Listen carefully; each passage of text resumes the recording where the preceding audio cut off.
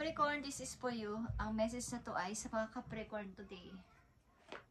Today is September 5, guys. Ngayon. And kapag ito hindi na-upload ka agad is makabukas na.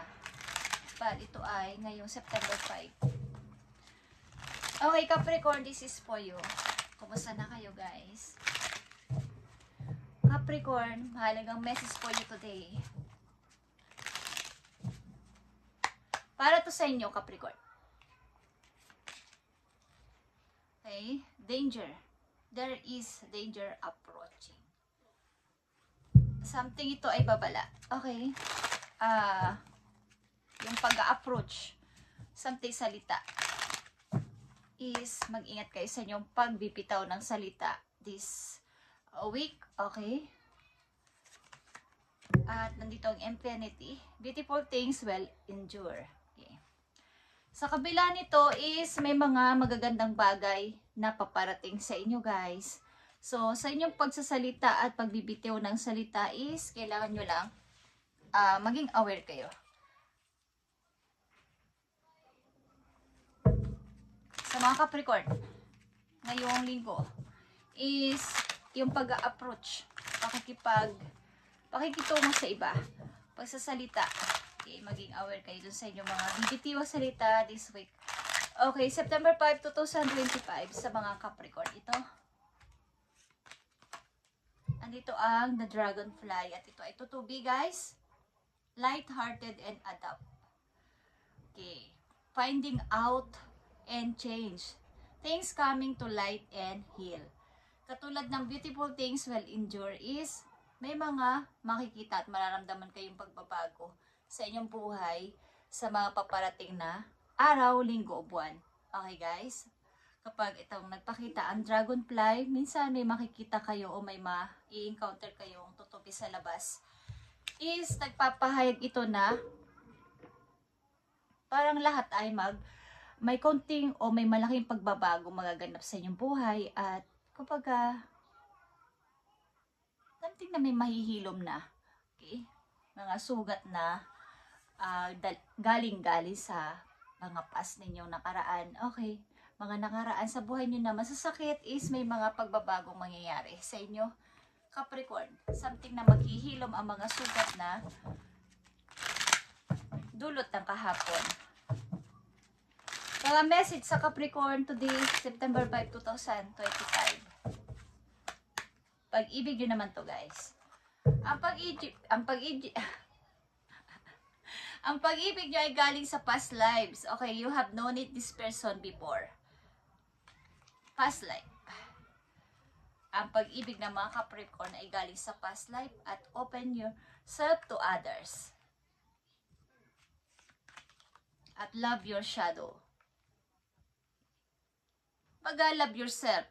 Love your weaknesses. Yung mga kahinaan nyo.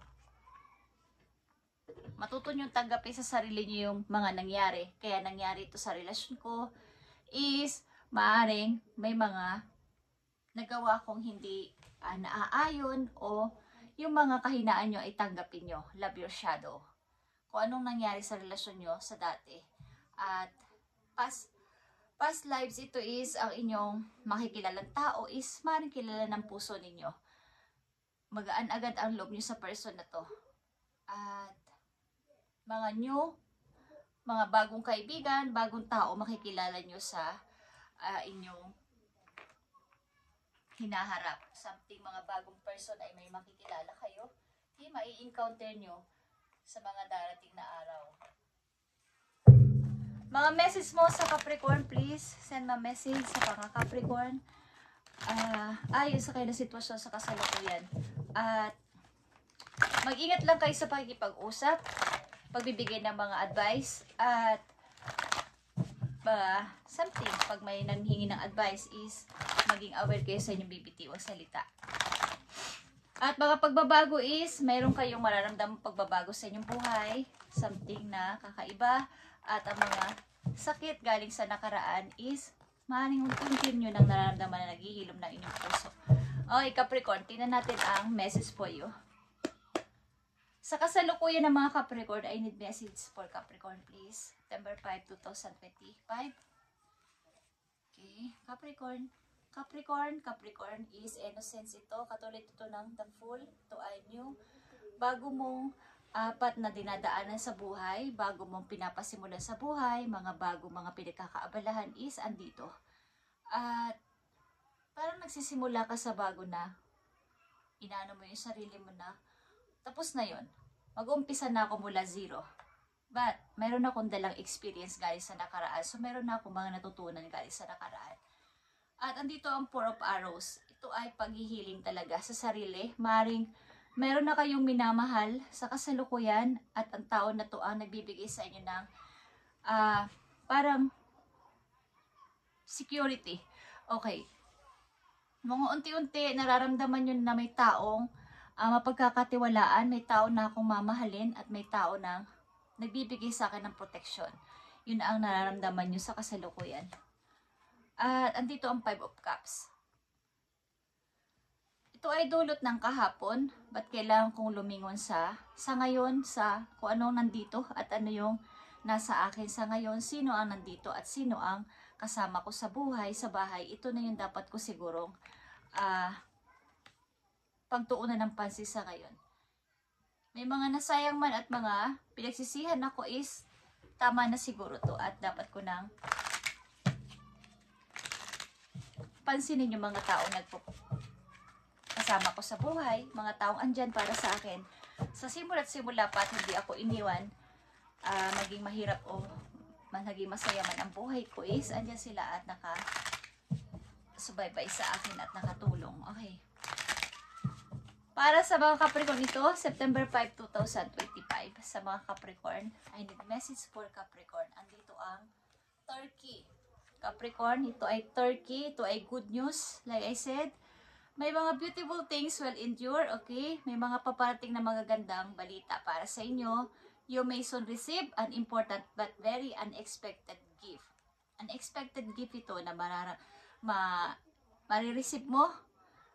Accept this with deep respect.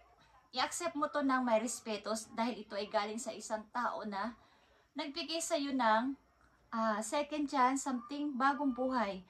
At binuksan ang door niya. Okay? Binuksan ang kanyang puso, binuksan ang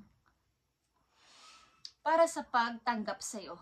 Hindi kanya tinanong anong nakaraan mo Capricorn, anong nangyari sa iyo. Wala siyang complain, wala siyang demand para sa iyo. Ito ay ibinigay niya para sa iyo. A lot of things will change for the better. Lahat ito ay maraming mga pagbabago magaganap sa iyo. Okay, simula sa araw na to, Capricorn. At maaaring ito ay galing sa isang taong may pagtingin sa iyo, may pagmamahal sa iyo. Okay. At hindi mo ito ina-expect. Message for you, Capricorn.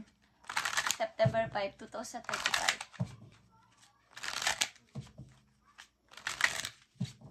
Pag may mga bago lang kayong kakilala is, mag-ingat lang kayo sa pagbibigay ng mga information nyo, guys. At pag-approach, something approach.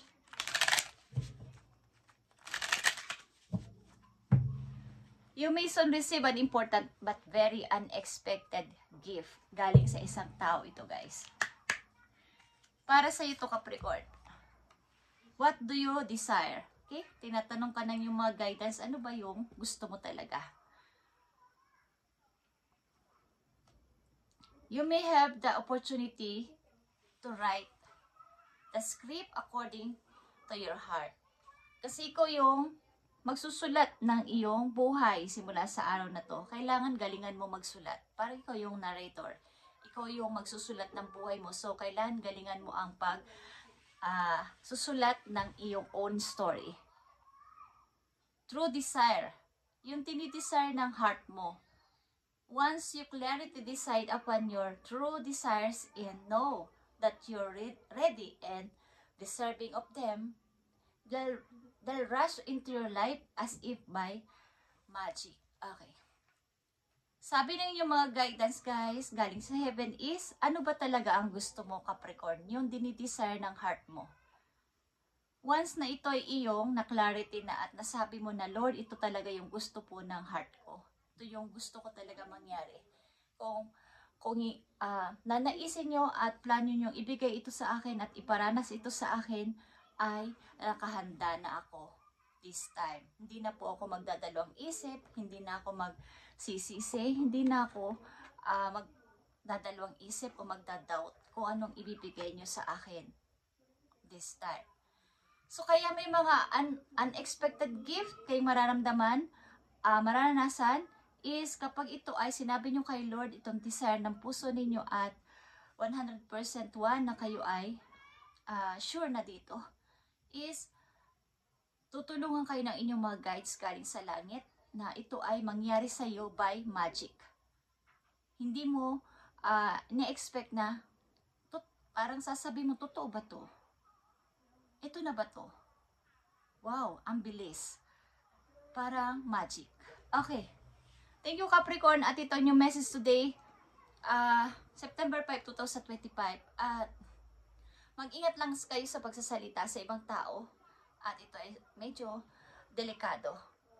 Maaring ilang tao sinahanapan kayo ng butas para makita ang inyong mga pagkakamali.